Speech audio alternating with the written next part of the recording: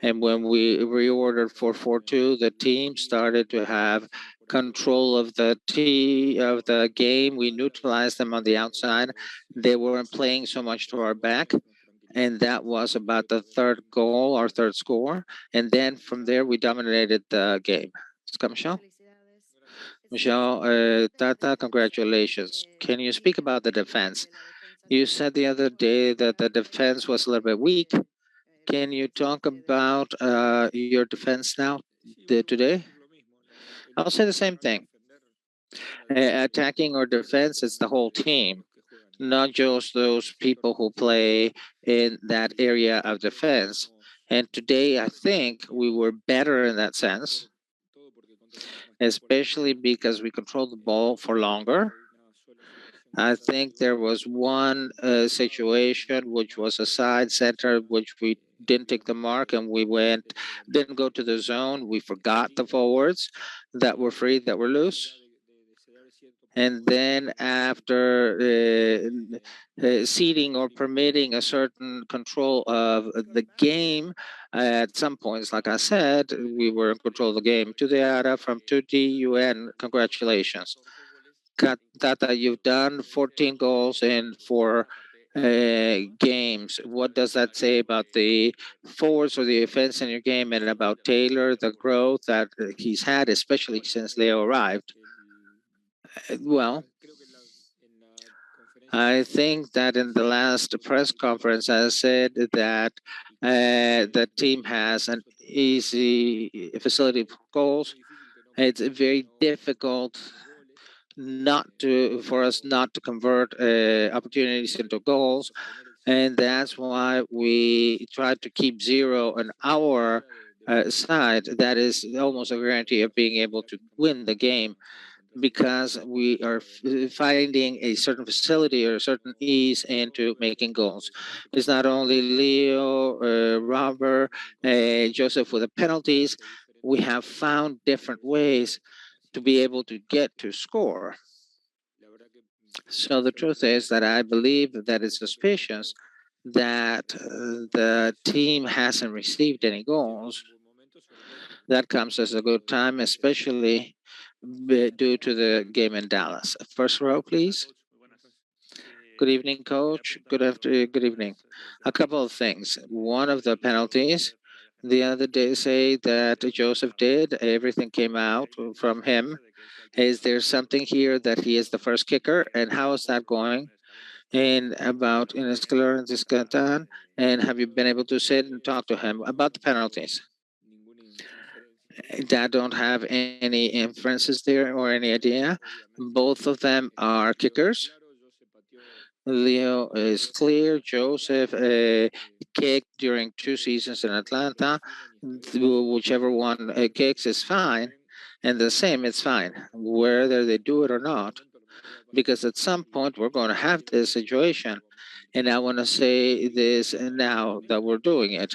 I know that Lionel was there because I didn't see him because I went to the inauguration of the Alpha area. I haven't been able to talk to him. I saw a photograph. First one, Fernando Fiori.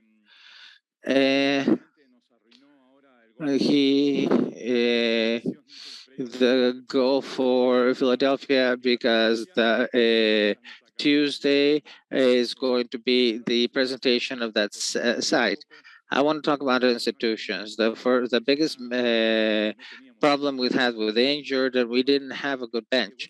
Now we are a moment that the coach has that wonderful problem of having so many options. Joseph Anele Mota, you have that problem. It's a good problem to have so many, to have such depth. We always having a bench, depth on the bench is good. Sometimes the games can turn, have some modification at some point, or a product of a very good or deep bench. And what you said, that the fact that the people who have been injured coming back, Facundo Faria is coming tomorrow. He's going to start with us. Tomas Aviles is coming tomorrow. tomorrow, the day after tomorrow, he'll start training. To be a starter or not, they're going to travel to Philadelphia with us, and the fact that being able to count with more players, because there's also players that during this whole time that perhaps when things aren't happening as they wanted to, they had to play today. That from the bench, some players are giving us good responses. Sometimes it goes, sometimes it doesn't. Hello, Tata, Claudia, Braun. You talked about the team that you have, the roster that you have, that is getting better. The sensation that if you don't play everything, if you don't finish the tournament in first place, the fault is going to be yours. They're going to do it as a failure. They're going to see it as a failure. It's a question that you love to use a lot. It generates some drama. It is welcome, not because not for the participant, but like you mentioned it, it's also important to listen to that after a 4-0.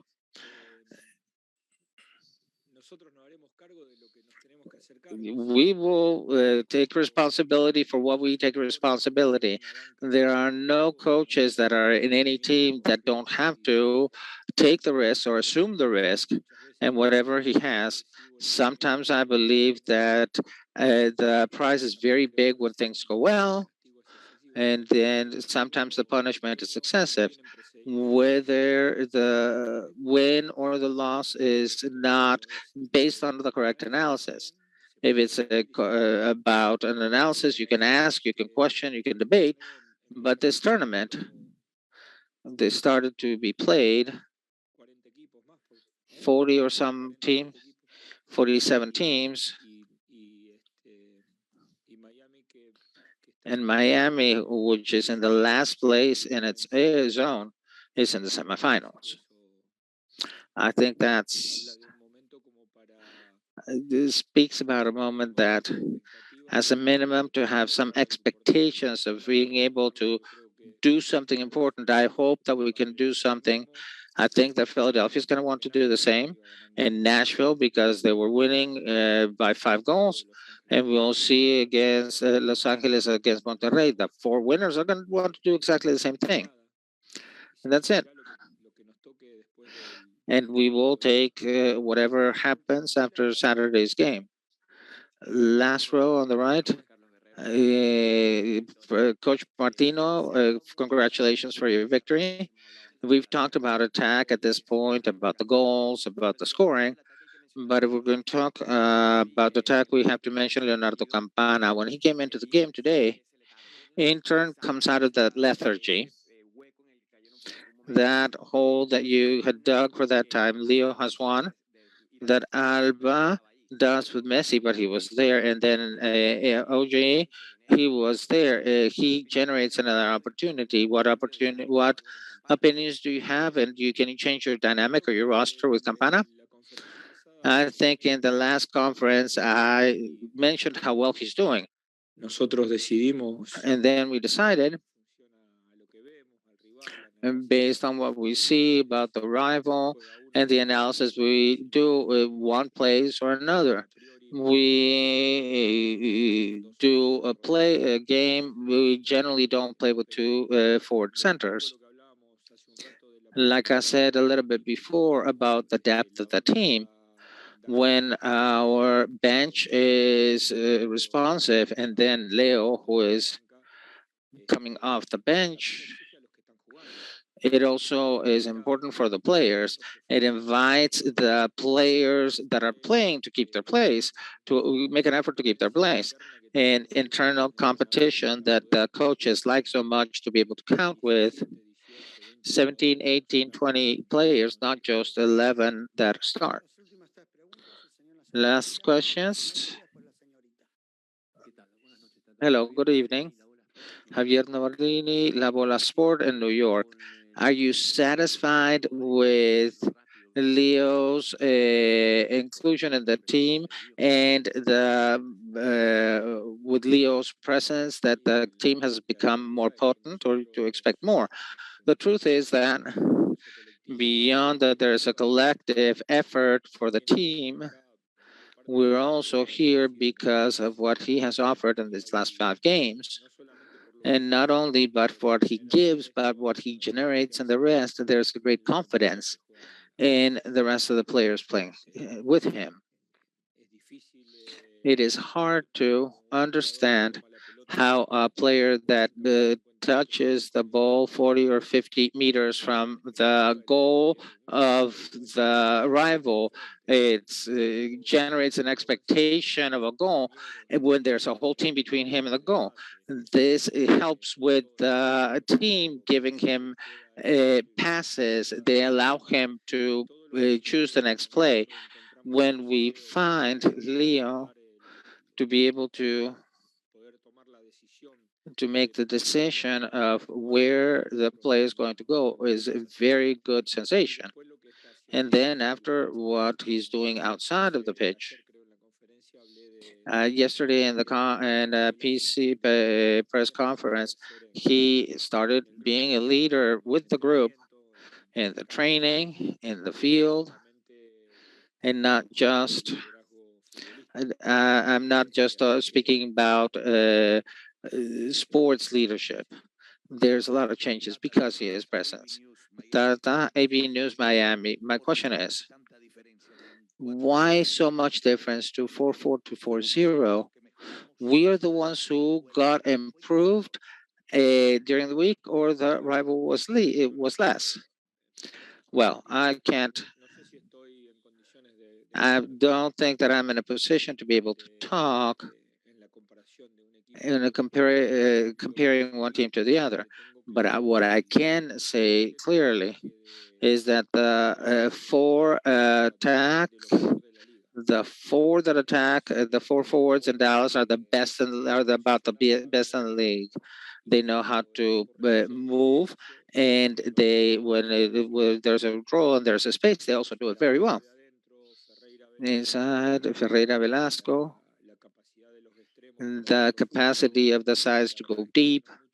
The truth is that not very many teams in the league have that for attackers, and I find great merit in that. After that, of course, we may have improved. Perhaps we control the game better.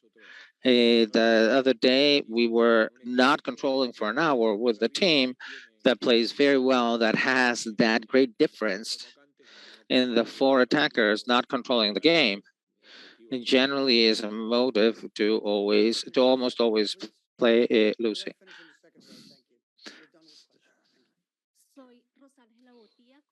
Ms. Rosangela Gutierrez from Import TV, Panegro.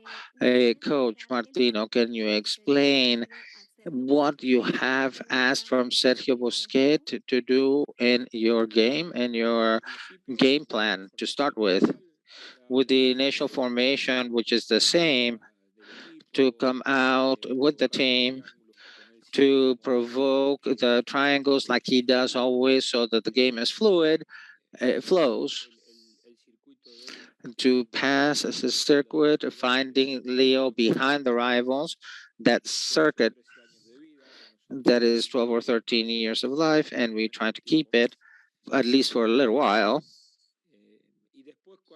And after, with the changes, perhaps something that he's not used to, but he is so smart that he does is to share midfield with the second center forward.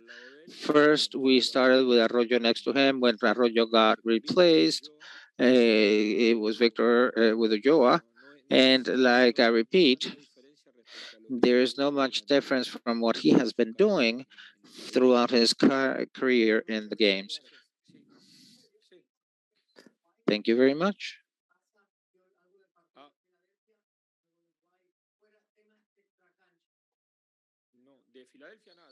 From Philadelphia, nothing because he was playing. They were playing.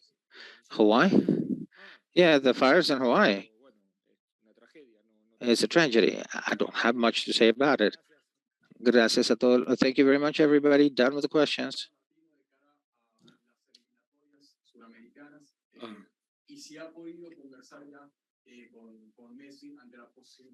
I can't hear that question. He's not speaking into a microphone.